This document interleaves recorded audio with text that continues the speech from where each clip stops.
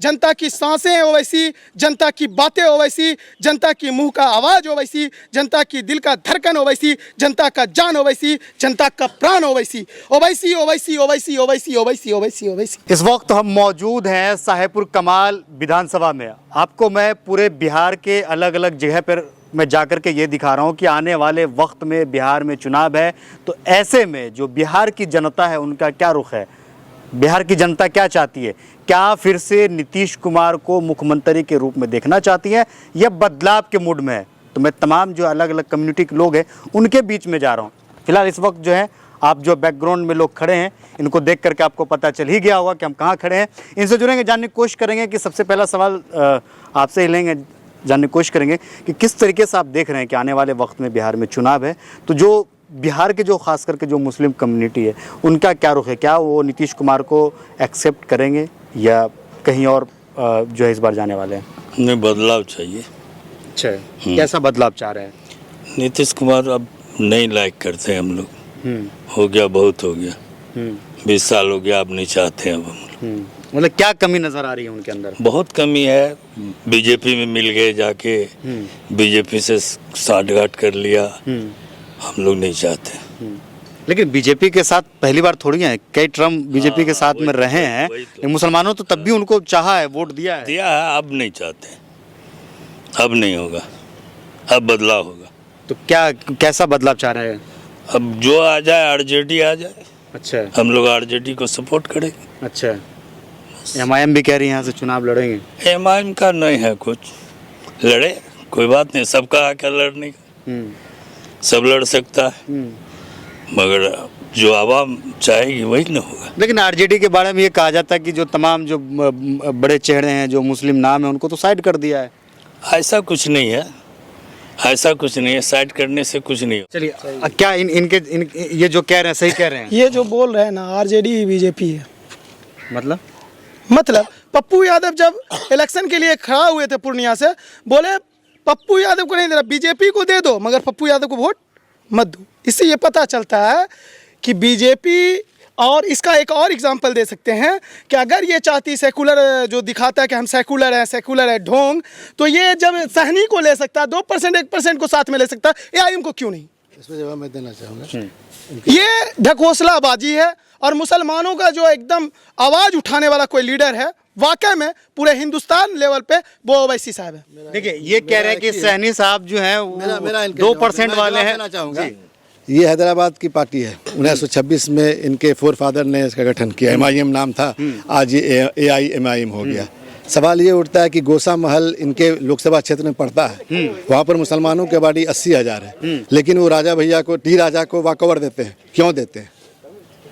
T राजा जो कि मुसलमानों को मंच पर से गाली देता है, उसको वॉकओवर देते हैं। हम जीते ना जीते उसके खिलाफ लड़ेंगे चुनाव ना, लेकिन अजरुद्दीन के खिलाफ चुनाव लड़ेंगे हम।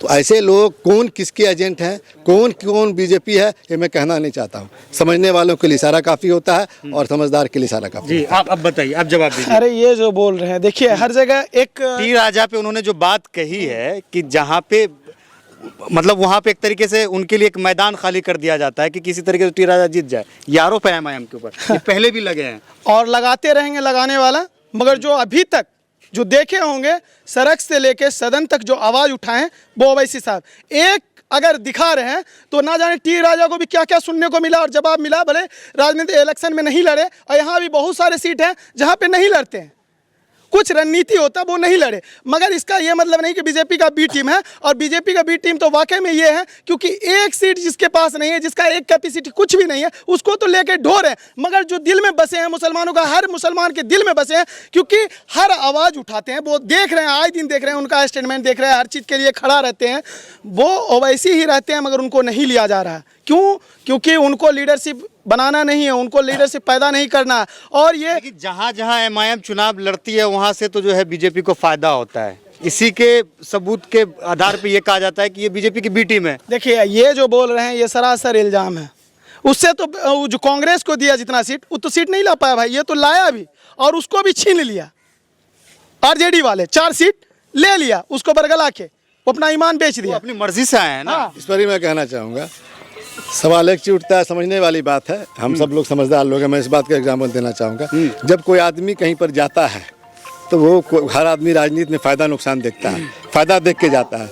उस समय सरकार में आरजेडी नहीं थी, उस समय सरकार में आरजेडी नहीं थी। जिस समय एमआईएम के चारों विधायक टूट के जो गए आरजेडी में, उस समय सरकार जदयू और बीजेपी की थी। अगर उनको जाना होता तो वह एनडीए में जाते, जाना होता तो वो जदयू में जाते। कहीं न कहीं कुछ तो बात हुई होगी, टॉप लीडरशिप से कुछ ना कुछ बात हुई होगी जिसके वजह चारों एमपी गए।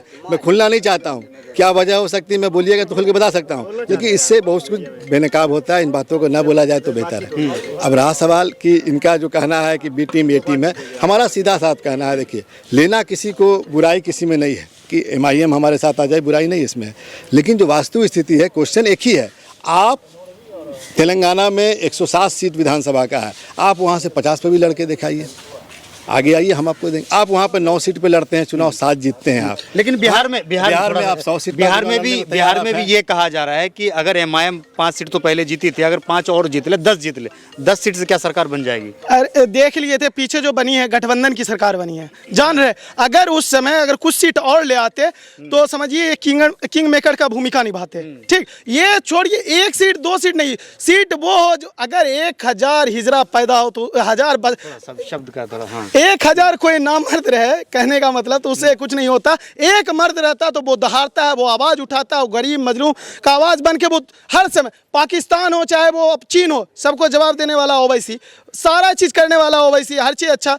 तो फिर उसको क्यों नहीं लिया जा रहा? और जान रहे हैं बिहार में अभी दौरा चल रहा है राहुल गांधी का, हर जगह तमाम लोग जो है दौरा में बोल रहे हैं कि ओवैसी को साथ लिया जाए। फिर ये क्यों ऐसा कर रहा है? अरे जब मना कर दिया है तो फिर काहे जबरदस्ती घुसना चाह रहे हैं? अरे भाई घुसना नहीं, क्योंकि इसको देखिए घुसना नहीं चाह रहा, ये जान रहा है कि अगर इसको देते हैं तो मुसलमान का लीडरशिप पैदा हो जाएगा। और जबरदस्ती की बात बोले तो ये जो है क्यों फिर बोलती है हम सेकुलर है, उसको छोड़ रहा है तो क्यों छोड़ रहा है भाई? आरजेडी में भी तो मुसलमान है।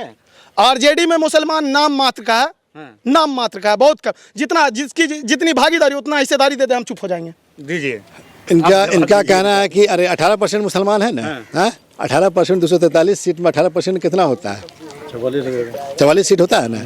मैं इनको दावे से कहता हूं कि 45 सीट अगर ना मिलेगा तो राजनीति छोड़ देंगे चुनाव लड़ने के लिए। जवाब दीजिए। टोटल 243 सीट में 45 सीट अगर मुसलमानों को मिलेगा तो क्या राजनीति छोड़ देंगे या आरजेडी ज्वाइन करेंगे? लीजिए, हिस्सेदारी पर तो जवाब मिल गया है। बोलिए। देखिए ये जो बोल रहे हैं ये बोलने की बात है, अभी इन्होंने बोला, इनका जवाब सुन लीजिए। ये बोलने की बात बोल दिया कि छोड़ देगा। भाई आला कमान न बोले इस बात को। तो मैं बोल रहा हूँ, मैं कहीं भी बोलता हूँ, डिबेट आप इनसे कर रहे हैं ना, मैं आपके मन से बोलता हूँ अगर 45 सीट नहीं मिलेगा इस बार मैं राजनीति छोड़ दूंगा। आप जवाब दे दीजिए। इस बार घोषणा कर दी है। मैं बोल रहा हूँ, अच्छा। मैं बोल रहा हूँ कि अगर 45 सीट नहीं मिला मैं राजनीति छोड़ दूंगा। जवाब बोलिए। देखिए अगर दे भी देते हैं, आपकी बात सुनिए, अगर दे भी देते हैं, ठीक अच्छी बात है, देते हैं। आपका पॉइंट कमजोर हो गया है, सुनिए, वहां से जवाब मिल चुका है। सुनिए ना, देते हैं 45, हम और मांगेंगे, डिमांड करेंगे। आपने अभी बोला आपने बोला जिसकी जितनी भागीदारी उतनी हिस्सेदारी। मैं बोल रहा हूँ 243 का 18%, 44 सीट होता है ना, मैंने बोला 45 सीट आपको मिलेगा लड़ने के लिए। अब रहा सवाल हम आपकी बात से, देखिए सबसे बड़ा बात है लीडरशिप की। आप बात करते कि लीडरशिप पैदा होना चाहिए। लीडरशिप पैदा करने के लिए अख्तरुल इमान साहब ने जो मुसलमानों के साथ धोखा दिया है, आपको मैं पूरी बात में सुन लीजिएगा। 2010 में वो आरजेडी के टिकट से चुनाव जीते, आरजेडी के एमएलए थे। 2014 में नीतीश कुमार की पार्टी उन्होंने ज्वाइन किया। नीतीश कुमार ने, जदयू ने उन्हें बजाबते वहाँ से किशनगंज से एमपी का उम्मीदवार बनाया और उन्होंने उस लोकसभा चुनाव का टिकट आपको इनके कांग्रेस के समर्थन में छोड़ दिया, जिसकी वजह से पूरे हिंदुस्तान में बीजेपी ने उस मुद्दा को उठाया और बताया कि एक मुसलमान सीट को बचाने के लिए मुसलमान ने कुर्बानी दी, इसलिए आप हिंदुओं एक हो जाओ, जिसकी वजह से पूरा का पूरा हिंदुस्तान में एक हो गया। तो मुद्दा अलग है, लेकिन परसेंटेज पे जो इन्होंने जो चैलेंज दिया उसको आप कैसे एक्सेप्ट? इनका चैलेंज हम एक्सेप्ट करते हैं। मैं एआईएम का जिला सचिव हूँ, अगर 45 को मुसलमान को दे दिया, डायरेक्ट हम सवाल क्यों हाँ, रहे हैं? तो मैं अपना पर्सनल राजनीति छोड़ दूंगा। मैं युवा राजा जिला अध्यक्ष बेगूसराय बात कर रहा हूँ आपसे। जबान का पक्का 45 सीट मिलेगा। अच्छा सुनिए, आपको लग रहा है? अरे भाई हमको क्या समझ में आ रहा है, हम जान रहे हैं। अभी आप देखिए महागठबंधन हो या आरजेडी में, आप जो मुसलमान को देखा, सबको तो सेट कर दिया। ये लोग सिर्फ एक ही है कि इन लोग को डर दिखाया जाता है बीजेपी का, जिसके वजह से ये लोग इसके सपोर्ट में कहाँ चले गए। इसका शहाबुद्दीन का परिवार कहाँ चला गया, अनवरुल हक का परिवार कहाँ चला गया, और साथ में घूम रहा। 2024 में आप अवध चौधरी को टिकट दे दिया, मात्र 93,000 से हार गए हिना साहब। वाह आपका दुगलाईपन, क्या बात करते हैं आप। और अभी आप देख रहे हैं कि मुसलमान खिसकने लगा तो उसामा को सटा रहे हैं, हिना को सटा रहे हैं। अब तो गद्दारी किया उनके साथ। आप दिल्ली में उनका लाश पड़ा रहा, बगल में मिसा भर्ती के आप आवास में थे, कोई भाई बहन देखने नहीं गए उसको, उनका हाल पूछने नहीं गए। आप बात करते हैं AMY का समीकरण का। अब महागठबंधन की जहाँ तक बात है, अभी सुनिए 1 मिनट, आप लोग बहुत ज़्यादा बोलें, थोड़ा सा हमको भी टाइम चाहिए। महागठबंधन की जहाँ तक बात है सुनिए, उसमें जब लिखित में दिया गया, अख्तरुल इमान साहब भेजे कांग्रेस में ऑफिस, CPI ऑफिस लालू के यहाँ लिखित में दिए, इसलिए लिखित में दिए कि कल को ये आवाज़ नहीं उठे कि ये बीजेपी का बी टीम है। टोटल सांप्रदायिक ताकत को हराने के लिए वो सोचे क्या कि सेकुलर वोट का बिखराव नहीं हो, जिसके वजह से हम लोग एक होकर लड़ेंगे तो हराएंगे। लेकिन इनके दिमाग में क्या था कि अगर ये ओवैसी साहब जिस तरीके से जो है जोशीला भाषण देते हैं, उससे लगता है ना कि सांप्रदायिक माहौल को जो है खराब करने की कोशिश होती है। सब संविधान के दायरे में बोलते हैं, उससे ज़्यादा तो लोग गैर मुस्लिम में लोग बोलते हैं एक से। कहाँ को उनका आवाज़ उठाने वाला है, कोई पूछता है कि आप भड़को भाषण दे रहे हैं। लग रहा है आपको लगता है कि ओवैसी साहब संविधान के दायरे में बात मैं इनके सवाल के जवाब देना चाहता हूँ। जिस तरह से बीजेपी वालों के पास कोई नेता नहीं है आज़ादी की लड़ाई में, तो पटेल को कभी सुभाष चंद्र बोस को अपना नेता मानते हैं, और पटेल के आलो औलाद और सुभाष चंद्र के आलो औलाद कभी अपने आप को बीजेपी नहीं माने। उसी तरह से इनके पास कोई तो है नहीं, तो कभी अनवारुल हक की फैमिली की बात करेंगे, कभी शहाबुद्दीन। एक मिनट, जवाब ना ले लीजिए पूरा। देखिए, किसी चीज को बदतमीजी से बात नहीं कीजिए। चुनाव नहीं, जो बात है अच्छे से बात कीजिए, बात को अच्छे से कीजिए। देखिए डिबेट, आप डिबेट ये भी देखिए कि आपके सामने कौन डिबेट कर रहा है। डिबेट को ढंग से कीजिए, नहीं करना है तो बात कीजिए, बदतमीजी नहीं कीजिए, बदतमीजी नहीं। देखिए, आप जब क्वेश्चन करें हम जवाब दे रहे हैं, बदतमीजी नहीं करो। बात तुमको बोलने बदतमीजी नहीं करोगे, तो मतलब आप एकदम बदतमीजी नहीं करोगे। माना तुमको बोलने बदतमीजी तुम नहीं करोगे। बोलिए, तुम अपना रखो, बदतमीजी नहीं करोगे हमारे सामने। बोलिए। हम यही बात बोल रहे हैं कि आपने जैसे हमने बताया ना, बीजेपी पास कोई नेता नहीं है बोलने के लिए, तो कभी सरदार पटेल को अपना नेता मान लेते हैं, कभी सुभाष चंद्र बोस को नेता मान लेते हैं, क्योंकि सबको पता है कि पटेल ने ही RSS पे बैंड किया था। और जितना सेकुलर क्या कहते हैं आपको नेहरू थे, उससे ज़्यादा सेकुलर पटेल थे। उसी तरह से आज इन लोगों के पास तो कोई नेता है नहीं। तो अब जो हर पार्टी में, हर घर में कुछ न कुछ खामियां होती है। 5 भाई है हमारे, तो हर भाई बराबर नहीं होता है, एक जैसे नहीं होता है। किसी न किसी भाई में आपस में नाइत्तेफाकी होती है। कुछ दिन के लिए हमारी नाइत्तेफाकी हुई शहाबुद्दीन साहब से, कुछ हमारा अंदर का मसला था, कुछ दिन के हुई। आज हमारे साथ वो है ना, है हमारे साथ, उनकी फैमिली हमारे साथ है। अब उनके पास तो उस मुद्दा को उठाया जा रहा है। ये जो बोल रहे हैं कि जिस तरह बीजेपी के पास नहीं है कोई मतलब नेता, उस तरह हमारा पास तो 70 साल से कोई नेता बनने दिया ही नहीं। इसीलिए तो हमको तलाश है। 2% 1% वाला सब नेता बन जाता है, ठीक है, लेकिन हमारा नेता नहीं होगा, क्योंकि हमारी क़यादत खड़ी हो जाएगी तो इनको कोई पूछने वाला नहीं रहेगा। दूसरी बात सुनिए, दूसरी बात कि इन्होंने जैसा कहा शहाबुद्दीन का परिवार, चाहे जिसका भी एग्जाम्पल इन्होंने कहा, ठीक है, हमारे पास भी जो एग्जाम्पल है वही देते हैं, आपके पास भी है जो आप वही देते हैं, कोई नया लाते नहीं आप एग्जाम्पल। और इनसे पूछ लिए कि अब्दुल बारी सिद्दीकी क्यों हार जाते हैं 2020 में, जबकि वहाँ पर MY का पूरा एकदम 50-50 बराबर का बैलेंस है, क्यों हार जाते हैं वहाँ पे, क्यों हार गए, पूछिए, आप ही बता दीजिए। दूसरी बात, हमारा बलिया प्रखंड में शाहपुर कमाल विधानसभा में हम लोग का भी आबादी ठीक ठाक है, यादव भाई का भी ठीक। एक भी मुसलमान आज तक RJD से टिकट मांगा क्या? मुखिया जी ही मांगे, ये युवा के अध्यक्ष हैं, पूछिए, मांग भी नहीं सकते हैं। मांगेंगे तो इनको मिलेगा भी नहीं और चुप रहने कहा जाएगा। हमने अपनी दावेदारी अपनी पार्टी ऑफिस में दी। अब रही बात, इन्होंने जो बोला क़यादत की बात करते हैं, बलिया में भी इन्होंने खुद बोला ना कि शाहपुर कमाल विधानसभा मुसलमान यादव की आबादी बराबर है। इनको क़यादत के लिए कोई टिकट नहीं मिला, तो गुरेलाल यादव को मिला। सुन लीजिए, ढाका में 90, सुनिए ना मेरे भाईजान पूरी बात, ढाका में सुनिए ना, क़यादत की बात कर रहे हैं। ढाका में 90,000 मुसलमानों की आबादी है, वहाँ इनको क़यादत नहीं मिला। राणा रंजीत सिंह को टिकट मिल रहा है वहाँ, कौन है? राजपूत है। सुन लीजिए, क़यादत कहाँ इनको नजर आया? जहाँ पर 80% मुसलमान है। मेरे बात समझ गए ना? कहाँ? कोचाधामन में, अररिया में, ठीक है, किशनगंज में, और जो जहाँ पर मुसलमानों में सीमांचल बस, उनको वहाँ पे क़यादत नजर आया। ढाका में 90,000 मुसलमान है, जीत सकता वहाँ पर पहले भी मुस्लिम विधायक रहे हैं। मोतीउर रहमान साहब ढाका से विधायक रहे हैं RJD के, बेचारे इंतकाल कर गए। पिछले बार हमारी RJD वहाँ से मुसलमान कैंडिडेट फैसल साहब कोई थे, हार गए। वहाँ से इनको नहीं मिला क़यादत के लिए कोई मुसलमान उम्मीदवार, वहाँ इनको राणा रणजीत सिंह मिल रहा है। मैं जवाब सबसे पहले दे देता हूँ। क़यादत का मतलब ये नहीं है कि मेरा वोटर जो रहेगा, एक मिनट अभी जवाब दे रहे हैं, जवाब ले लीजिए। हाँ जवाब ले लीजिए। अब बोल तो बहुत सकते हैं, जानते हैं आप भी। क़यादत का मतलब ये नहीं है कि मेरा कैंडिडेट होगा सिर्फ मुस्लिम ही, समझा। मेरा दलित की लड़ाई लड़ने वाला, कमज़ोर हिंदू की लड़ाई लड़ने वाला, मुसलमान की लड़ाई लड़ने वाला मेरा बैरिस्टर साहब है। तो हम सबको टिकट देते हैं, हम बराबरी लेकर चलते हैं। आप कहाँ देते हैं? 44-45 को का मामला एमपी चुनाव में देख लिया, 2 को आप दिया टिकट, और उसके बाद जो भी आप दिया उसको सब तो अपने घर में रख लिया। अब रही बात राजपूत समाज भी मुसलमान की तरह ही कहना चाह रहे हैं कि ओवैसी साहब भी बिल्कुल सेकुलर हैं, सबका साथ सबका विकास की बात करते हैं। पूरा हिंदुस्तान भाईजान जानता है, पूरा हिंदुस्तान जानता है कि 90 के दशक से पहले अति पिछड़ों का, गरीबों का, शोषितों का और दलितों का क्या स्थिति था, अल्पसंख्यकों का क्या स्थिति था, पूरे हिंदुस्तान जानता है। और पूरा हिंदुस्तान ये भी जानता है गरीबों, शोषितों और दलितों का आवाज़ किसने दी। वो आवाज़ देने वाला लालू प्रसाद यादव था, जिसने आवाज़ दिया और जिसके वजह से आज अति पिछड़ा और दलित समुदाय के लोग आज उठ के बोल रहे हैं और बातें कर रहे हैं, सब जगह बातें कर रहे हैं। वही लालू प्रसाद यादव था, सामाजिक न्याय की बात किया उसने। रहा सवाल इनका कहना है कि हम दलितों की आवाज़, अच्छी बात है, ओवैसी साहब दलितों की आवाज़ उठा रहे हैं, बात अच्छी बात कर रहे हैं। मेरा कहना है अगर दलितों की आवाज़, एक भी दलित कैंडिडेट का नाम बताते हैं अभी तक जिनको दिया हो टिकट इन्होंने? प्रियंका चौधरी, उनको दिया हमने टिकट। क्या बात करते हैं, सासाराम से ये 20 में। अच्छा, हार जीत अपने जगह पे है। इस 20 में जितना टिकट मिला ना, उसमें आधा से ज्यादा गैर मुस्लिम था, जिसमें दलित भी था, श्रवण समाज का भी था, यादव भी था, जैसे अपने यहाँ सुनिए पिछड़ा समाज का भी था ना साहबपुर कमाल। क़यादत की बात एक कुछ कहना। हाँ, किसान पे बोले ओवैसी, इधर इधर जहाँ किसान पे बोले ओवैसी, पाकिस्तान पे बोले ओवैसी, चीन पे बोले ओवैसी, सब पे बोले ओवैसी।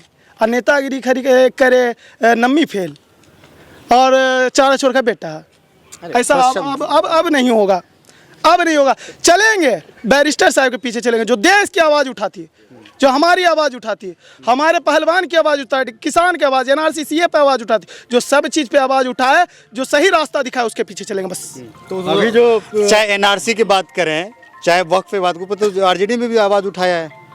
सबसे पहले जंतर मंतर पे हमने भी देखा कई उनके बड़े नेता पहुंचे हुए थे। सबसे पहले कौन आवाज़ उठा रहा है?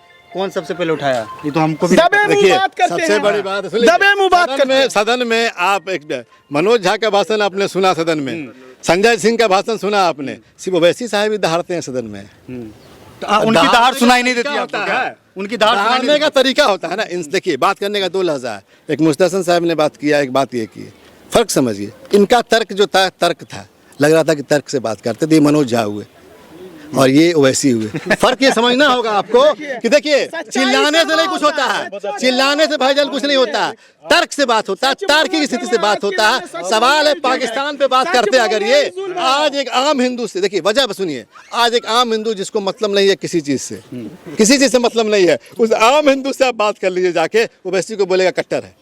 आखिर वजह क्या? देखिए आज हिंदुस्तान पूरे ताली बजाया ओवैसी के नाम पे, सुन लीजिए। ओवैसी के नाम पे पूरे हिंदुस्तान ताली बजाया है। देखिए ना, ओवैसी साहब भी आपको देखेंगे क्या बोल रहे हैं। ओवैसी साहब के नाम पे पूरे हिंदुस्तान में ताली बजा है, उसका वाहवाही हुआ। पाकिस्तान को ऐसा जवाब दिया, मानिए APJ अब्दुल कलाम का जो है ना परमाणु गिर गया है। तब ये मतलब ओवैसी साहब भी एक तरीके से, मतलब मान लीजिए कि मसीहा है। और अब देखिए बोलने क्या बोले ना, अब जनता की भी राय ले लीजिए। चलिए जनता की भी राय लेते हैं। लोग खाली जुबान से बम गिराएंगे, एटम बम, और जमीन में कुछ नहीं। ए भाई, अपने देश डबल पॉलिसी मत कीजिए, डबल पॉलिसी वाली बात मत कीजिए। ये जो बोल रहे हैं कि उनके उनसे हम आपसे आपके पास आएंगे। अरे आइए ना इधर।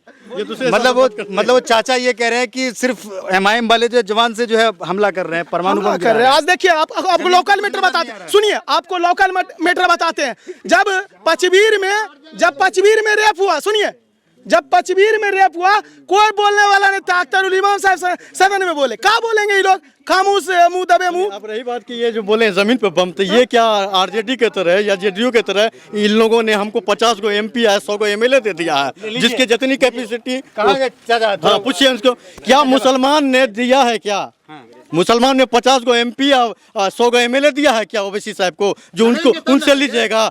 70 साल से आप हमको आप, एक मिनट, हमको आप यूज कर रहे हैं 70 साल से। शाहपुर कमाल विधानसभा में 35 साल से, जिनका ऐसा है कि न कोई सदन में आवाज़ उठाएंगे। यहाँ सत्ती चौरा में भी आग लगी का मामला हुआ, उसमें भी टें फीस, बच्चा के रेप में भी टें फीस। कहीं तो आज तक कोई सदन में आवाज़ नहीं उठाए, किसी तरह का कोई मामला नहीं। आपका मसीहा कौन है? मेरा मसीहा नहीं, बल्कि हम लीडर मानते हैं ओवैसी साहब को और बिहार में अख्तरुल इरमान साहब को। मसीहा कोई किसी का ना होता, एक को मसीहा होता है ऊपर वाला सबका, समझा?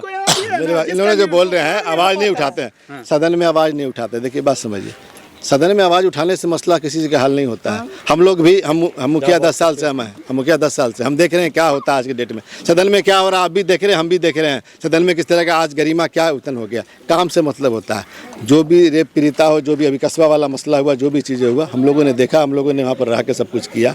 हमारे नेता ने क्या किया हम जानते हैं, बोलने से ढिंढोरा पीटने से नहीं होता है, बातें करने से होता है। रहा सवाल जो इन लोगों का कहना है कि हमारी बातें, इनकी बात ठीक है जो अपना है क़यादत की, जब क़यादत की बात करेंगे जब कुछ होगा, और जब कहाँ बात होगा तो कैंडिडेट देंगे किसी और को, क़यादत को कैंडिडेट नहीं देंगे। हम कह लेंगे, हम जो इन्होंने बोला कि आपने मैं आपके मन से बोल रहा हूँ कि मैंने आवेदन दिया, मैं अपने मन से बोल रहा हूँ कि मैंने आवेदन दिया है यहाँ शाहपुर कमाल विधानसभा से चुनाव आरजेडी से। अरे ओवैसी ठीक है, मैंने आवेदन दिया, कोई दिक्कत नहीं है। मेरा क्वेश्चन है, कहना इनसे है, अगर ये चाहते हैं कि अपने, देखिए सबसे पहले बात है कि अगर आपका घर मजबूत होगा तभी बाहर लोग आपको जानेंगे। मैं मुखिया चुनाव लड़ता हूँ, हमारे पंचायत में 5 गाँव है, जब तक मेरा गांव हुसैना हमको सपोर्ट नहीं करेगा, बाहर के लोग हमको वोट देंगे।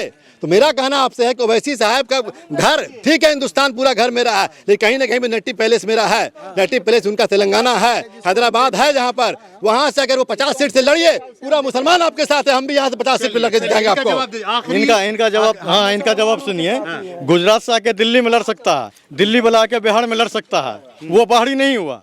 और जो अपने हक हुकूक की बात करे वो बाहरी हो गया।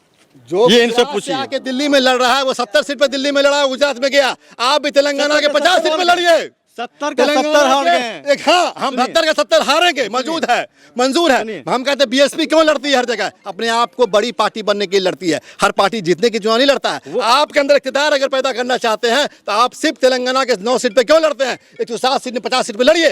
आप यहाँ आइए, हम आपके साथ हैं, 100 सीट पे यहाँ लड़िए, हम आपके साथ रहेंगे पूरा मुसलमान। आप वहाँ 9 सीट पे लड़िएगा, हिंदुस्तान में बिहार में आके 50 सीट पे लड़िएगा। आखिरी जवाब हाँ सुनिए, 23-24 लाख मुसलमान है वहाँ पर, जहाँ पे इनके सीट की बात बता रहे हैं, वहाँ पर 32,000 करोड़ का ये है मुसलमान के लिए, और यहाँ 2.5 करोड़ मुसलमान है तो 1300 करोड़। और जो आदमी सुने 7 गो 8 गो है, जिसके वजह से मुख्यमंत्री कुर्सी बढ़ा दे, उसके वजह से कुर्सी बढ़ा देता हो, यहाँ क्या करता है? इनसे आपसे देखिए आखिरी बार हम पूछेंगे, अब वीडियो खत्म कर देंगे। सुन लीजिए थोड़ा आप लोग यहीं पे, ओवैसी साहब क्या है? ओवैसी बैरिस्टर हैं, सांसद रतन हैं, और समाज सेवा जो है ना, दिल का मतलब मुसलमानों की दिल की धड़कन, हिंदुस्तान की दिल की धड़कन, धड़कन ही धड़कन है भाई। क्या ओवैसी साहब? हाँ, बस ये जो है इनको चाहिए था, आरजेडी वाला अगर बीजेपी को हराना चाहते हैं, अगर चाहते हैं, चाहे सेकुलर जो राहुल गांधी, इनको चाहिए था कि गठबंधन, क्योंकि अभी देख रहे हैं कि मुंगेर कोई भी जा रहे हैं वो घूमने के लिए, कहीं भी जा रहे हैं तो वहाँ हर युवा बोल रहा है, हर मुसलमान बंदा बोल रहा है कि आप इसको भी ले लीजिए, क्योंकि उससे एक फायदा हो जाएगा। हाँ, मगर वैसा कर नहीं रहे, क्यों नहीं कर रहे ना जाने। अब बीजेपी से मिले हुए हैं ये लोग सेकुलर, ये क्या पता नहीं। अच्छा, हाँ उनके लिए तो लिखे हैं, क्योंकि वो मेरे दिल की धड़कन। एक मिनट, ओवैसी साहब के लिए जो लिखे हैं, नहीं ये सारी लिख के लाए हैं।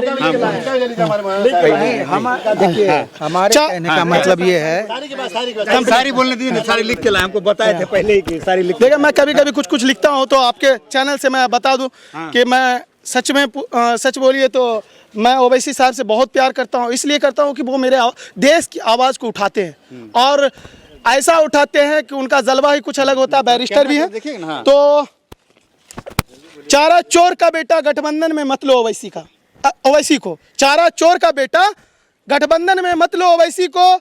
इस इलेक्शन में समझ में आएगा क्या है ओवैसी, इस इलेक्शन में समझ में आएगा क्या है ओवैसी। जनता की आंखों की बिनाई ओवैसी, जनता की सांसें ओवैसी, जनता की बातें ओवैसी, जनता की मुंह का आवाज़ ओवैसी, जनता की दिल का धड़कन ओवैसी, जनता का जान ओवैसी, जनता का प्राण ओवैसी, ओवैसी ओवैसी ओवैसी ओवैसी ओवैसी ओवैसी ओवैसी, जनता का पहचान ओवैसी, जनता का सम्मान ओवैसी, सदन में आवाज़ ओवैसी, सड़क पे आवाज़ ओवैसी, गरीब मजलूमों का आवाज़ ओवैसी, एनआरसी पे ओवैसी, बाप पे ओवैसी, पहलवान पे ओवैसी, पाकिस्तान पे ओवैसी, चीन पे ओवैसी, ओवैसी ओवैसी ओवैसी। जब सारी दुनिया चुप हो जाए तो बोले ओवैसी, जब सारी दुनिया चुप हो जाए तो बोले ओवैसी। भारत का डंका पूरे विश्व में बजाए ओवैसी। जनता की दहाड़ है ओवैसी, जनता की ललकार है ओवैसी, जनता की पहचान, भारत का शान है ओवैसी, देश का आवाज और पहचान है ओवैसी। इसलिए सिर्फ ओवैसी ओवैसी ओवैसी ओवैसी ओवैसी। इनका जो स्क्रिप्ट देख के तो मतलब ऐसा लग रहा है कोई बीजेपी का जो है। मेरी बात सुनिए, उनके ओवैसी साहब के बोलने से फ़ायदा किसको हुआ है, ये देखने की बात है। जो यहाँ महागठबंधन है ना, वो शुरू से हम लोग 50 साल से देख रहे हैं। सेकुलर, हर पार्टी में कुछ ना कुछ अच्छा बुरा होता है, हर पार्टी में अच्छा बुरा होता है, उसमें कोई ऐसी बात नहीं। लेकिन जो बुनियाद है, बुनियाद सेकुलरिज्म है इन लोगों के अंदर, जो सबको लेके चलने वाली पार्टी होती है। हम लोग चाहते हैं कि बिहार में अमन रहे, सलामती रहे, सब मिल करके मिलजुल के रहे, कोई ऐसा तफरका ना हो, कोई ऐसा कट्टरपंथी किसी तरफ से न आए, किसी तरफ से कट्टरपंथी नहीं आए कि यहाँ का सद्भाव बिगाड़ दे, यहाँ की तहजीब को बिगाड़ दे, है ना।